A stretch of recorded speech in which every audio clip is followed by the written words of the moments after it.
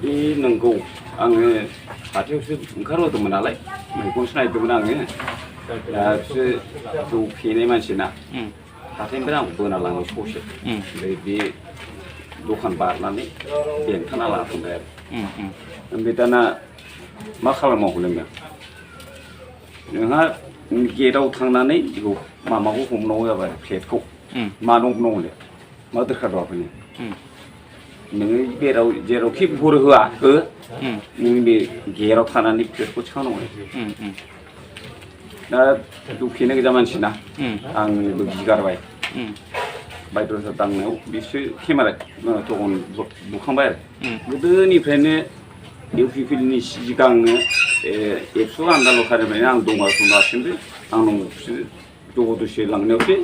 नागारखौ थिखांनांदों बिसोरनि नामै आंहा जेबो भट गैया बर'फोरनि गासिबो होनबा औ गासिबो दे साबायखर थाबाय आदानिसिम